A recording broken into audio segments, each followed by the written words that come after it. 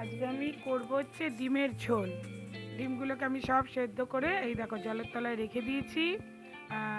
ভালো করে আমি নুন দিয়ে সেদ্ধ করে নিয়েছি। এইদিকে হচ্ছে আদা রসুন, এইদিকে পেঁয়াজ কুচি। আমি সাধারণত পেঁয়াজ বাটা দিয়েই রান্না করি, কিন্তু আজকে ভাবলাম একটু কুচি করে রান্না করবো, অন্য স্বাদ হবে। এদিকে উচ্ছে কেটে রেখেছি, উচ্ছে ভাজবো। পেঁয়াজগুলো ভালো করে কুচিয়েছি। ওদিকে আলু কেটে ধুয়ে জল ঝরিয়ে পরিষ্কার করে রেখে দিয়েছি। আর এই হলো কাঁচা হলুদ, এইটার রস করব, আমার ছেলে খাবে খালি পেটে। আর এইটা হচ্ছে গরম জল, রসটা খেয়ে তারপর এই হচ্ছে কড়াই আমি তেল দিয়ে দিয়েছি।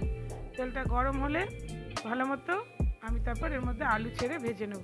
এই আলুগুলো আমি ছাড়লাম, এবার আলুগুলো ভালো করে ভেজে নেব। আলুগুলো ভাজা হয়ে গেলে আমি এর মধ্যে ডিম দিয়ে ডিমটা ভাজবো। ডিমটা বেশি ভাজবো না, হালকা ভাজবো, কারণ আমার ছেলে বেশি ভাজা ডিম পছন্দ করে না, ওই জন্য আমাকে একটু হালকা ভাজতে হয়। আর এদিকে দেখো কতগুলো ডিম কেমন খুলে খুলে গেছে। আমার ছেলে একদম এগুলো পছন্দ করে না, আর এগুলো ভাজাও যাবে না। এগুলো ভাজতে গেলে কুসুমগুলো খুলে বেরিয়ে আসবে, ওই জন্য এগুলো ভাজাও যাবে না। এগুলো ডাইরেক্ট আমি ঝোলেই দিয়ে দেবো। কী করবো, খুলে গেছে। আর বাকি বেশিরভাগই সব ভালোই ছিল, এই কয়েকটাই খুলে গেছে।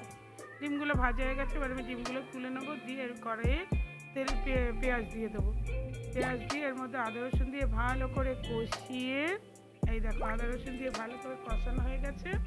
কষিয়ে এবার আমি একটা মশলা তৈরি করে রেখেছি।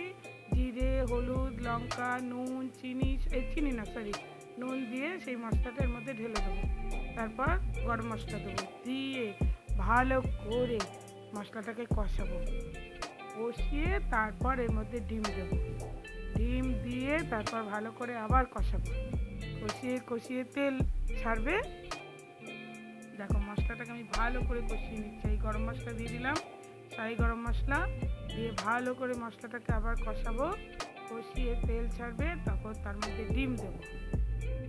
আর এইদিকে আমি গরম জল বসিয়ে রেখেছি, তার মধ্যে একটু রসুন একটু আদা আছে যার মধ্যে রেখেছিলাম, তাতেই জল ঢেলে সেই বাটিতে জল বসিয়েছি, এটা ডিমে দেবো।